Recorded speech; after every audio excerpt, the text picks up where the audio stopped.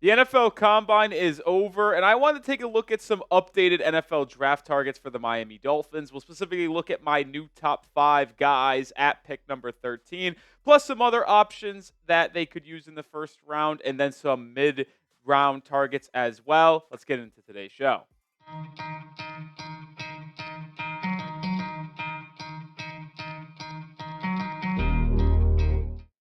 I am Nic Rohloff. This is Dolphins Today by Chat Sports. And like I mentioned off the top, we're going to look at some updated NFL draft targets for the Miami Dolphins on this episode. But we are exactly 1 week away from NFL free agency getting started on March 10th. The Dolphins will be adding to their roster via free agency. So make sure you're subscribed and make sure you have your notifications turned on for Dolphins breaking news. We will have you covered when they sign someone, when someone from their roster left them. We'll also likely be going live at some point during the combine. So make sure those notifications are turned on and clicked to all, not just personalized, so you never miss a piece of content we put out on the channel.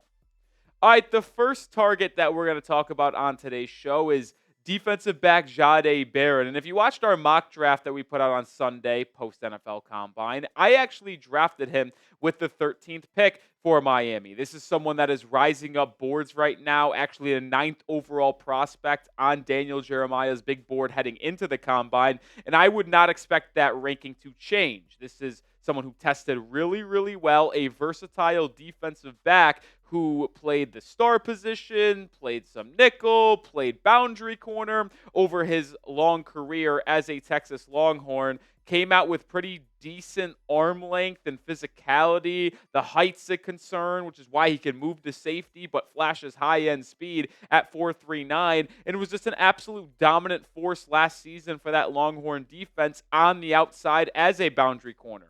Played that only just one season really at Texas and was dominant. Like, those numbers are just absolutely ridiculous. I could see Miami really falling in love with him if they do not have a full-on Javon Holland replacement by then, because he can play in the nickel. He can play as a free safety roaming, and if you really need him to, he can play boundary corner as well. A versatile member of any team that would be very much appreciated. Malaki Starks is still going to be one of my top guys that I think the Dolphins could go after with pick number 13. And if we're actually going to be honest, there is a chance that he slides down boards due to safety not being as valued as other positions in the NFL.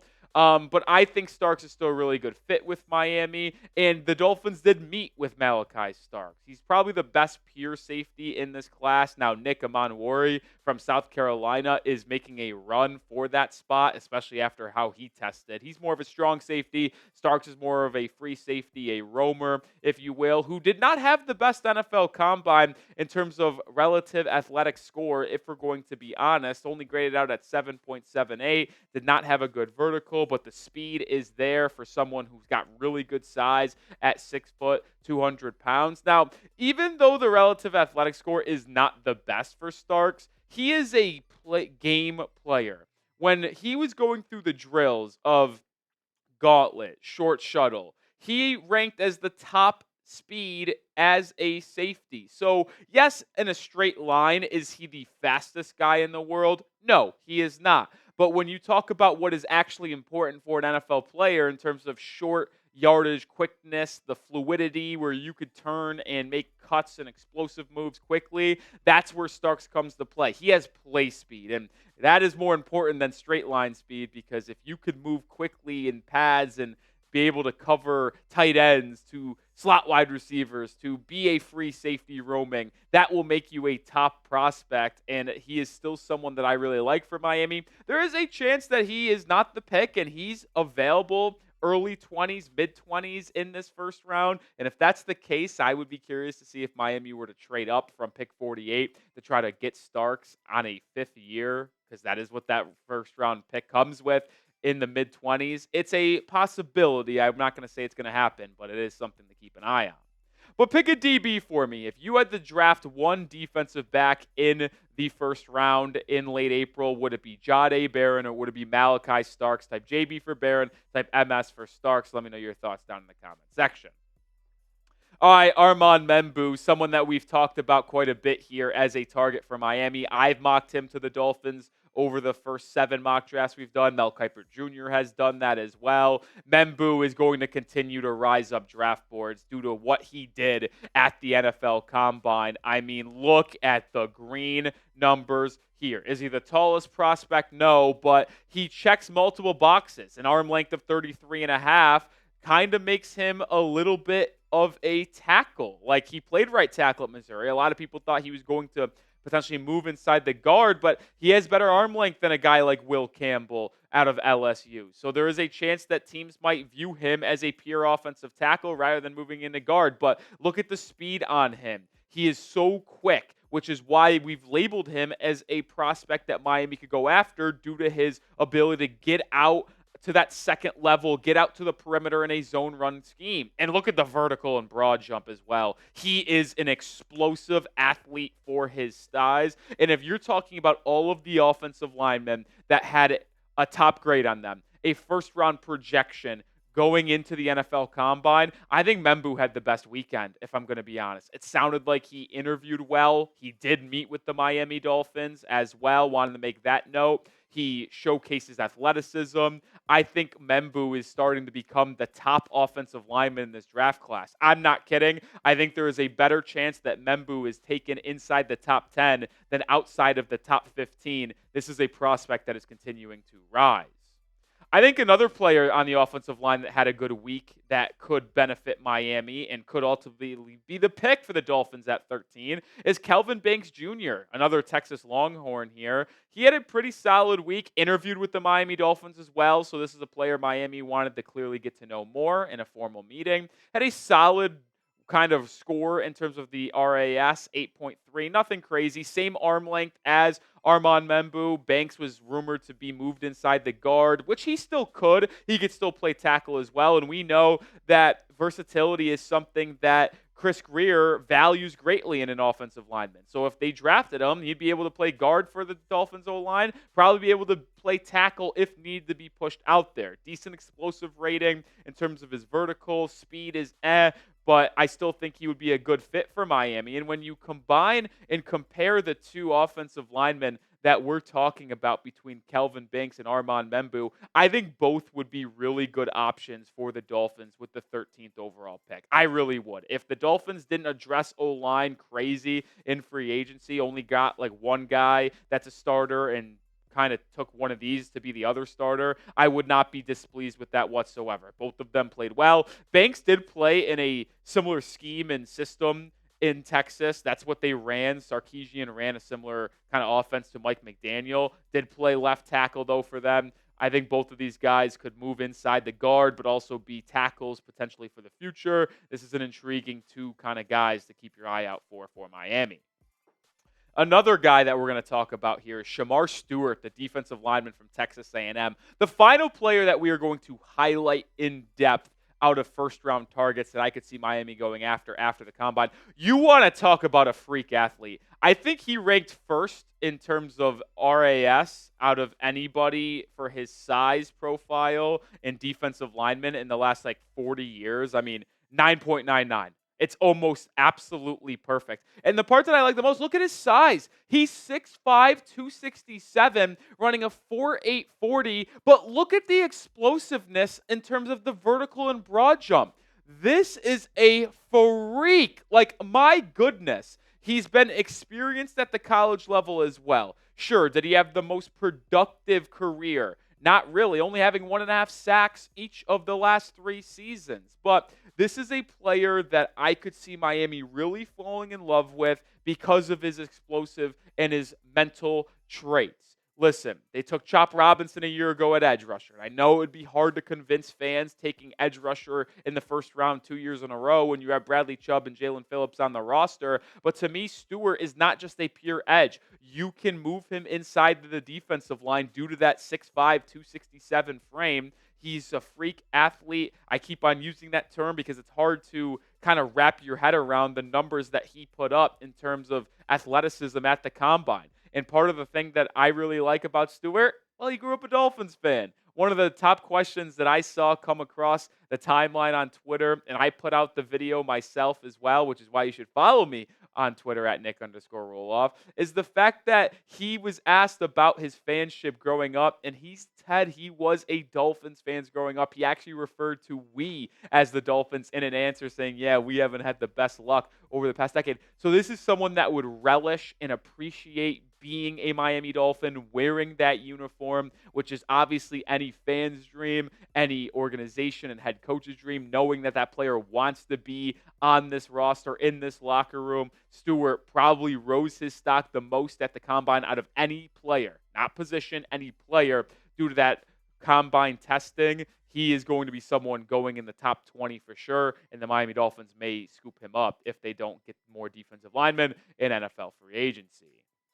All right, some more first-round prospects I could see the Dolphins keeping an eye on. We're not going to highlight any of these guys really that specifically. Will Johnson, Tyler Ward, and Michael Williams are three players that the Dolphins did meet with at the Combine. I have spoken in depth about how I think Will Johnson could be an ideal selection if he falls to 13, if they address other needs in free agency. Warren will not be there, but the Dolphins met with him. He will go in the top 10 for sure. Michael Williams could be someone slipping down boards a little bit due to other people rising, not because he didn't perform well. Dolphins met with him at edge rusher. Jalen Walker, Jihad Campbell, Tyler Booker, Mike Green, Kenneth Grant, Nick Amon-Wari is someone that is rising up boards that if he's available in the mid-20s, I would like to see the Dolphins go trade up and get, similar to Malaki Starks, Walter Nolan as well. These are 10 players that I think Miami could have an eye on in a trade-down situation inside the first round, but also taking at 13 if they didn't take one of the first 5 guys we talked about on today's show. All right, we're going to talk more prospects here in just a second and give you my answer, actually. But who is your top prospect for pick number 13 right now for the Miami Dolphins? Which player would you want the Dolphins to take? Could it be one of the 15 players we just mentioned? Could it be someone else? Let me know your thoughts down below. All right, I'll give you mine here. It's Jahdae Baron from Texas. And that's why I mock drafted him to the Dolphins on 13th overall on our video yesterday. Make sure you have checked out if you haven't already. Like I said, NFL free agency will change this opinion because if the Dolphins sign just one offensive lineman to be a starter in the first week of free agency, yeah, I'll probably start to prioritize offensive line at 13 over defensive back. But as things currently stand, I project Miami to sign 2 starting offensive guards in free agency and address some other positions like safety, and getting a versatility defensive back that can either play boundary corner or play safety like Jahdae Baron can just could be huge. In a defensive scheme that is very versatile, assets DBs to blitz, assets DBs to play zone, man, everything in between, I think Baron could do it all, which is why I like him so much. I know a lot of people will mention Tyler Booker. I like Booker's mentality, by the way. I want to quickly mention this. Booker talked about how he makes people not love football because he is such a physical offensive guard that likes to punish people on a down basis. I love his mentality, his physicality. But the issue with Booker, his testing was very, very bad. I don't think he is someone that Chris Grier will value due to, one, being a pure offensive guard position, but also his lack of speed and quickness to get to the second level, get to the outside. I don't know if he's the best fit for the Dolphins system anymore. So if you're someone who really wants Tyler Booker, I don't think he is going to be on the Dolphins' radar with the 13th pick. And coming up, we're going to talk about more Dolphins draft targets outside of the first round. Who did Miami meet with? Who did they talk with? Who could they draft in day 2, day 3? But before we do that, I want to let you know on a special deal here. Chatsports.com/Dolphins Gray Shirt. You can get this t-shirt for $5 off. Take advantage of the deal right now. Links in the description and comments of today's video. One more time, chatsports.com/Dolphins Gray Shirt. Running out of sizes. Grab yours today. All right, some more meetings here. And all 10 of these guys had an official meeting with the Miami Dolphins, whether it be at the NFL Combine or whether it be at the Senior Bowl. Couple intriguing names here. Marcus Membou and Gray Zabel, 2 offensive linemen. Zabel might go in the first round, but he did not test the best, and he didn't have the best size, so he is a pure offensive guard, in my opinion, at the next level, which could have him fall to the second round on day 2, which could make him a prime target for Miami at 48. Gunnar Helm, Mason Taylor, Xavier Restrepo kind of round out some of those guys at the day 2, whether it be the second round, third round. I think Restrepo ultimately gets drafted in the second round, which takes him off the board for Miami because I don't think they should draft a wide receiver in round 2. But Gunnar Helm and Mason Taylor are intriguing names at the tight end position because we know Miami is looking to get a tight end in the middle rounds of this draft. And then on day 3, Jake Brenningstool, Malachi Moore, Tyler Barron, Ollie Gordon, Dylan Gabriel, 5 intriguing guys. I like Gordon's fit alongside Achane and Jalen Wright as a physical downhill running back. I also like Malachi Moore as a 5th, 6th, 7th round pick potentially to be a depth piece at safety. These are 10 guys that the Dolphins met with, so keep your eye on these prospects as we continue throughout this draft process.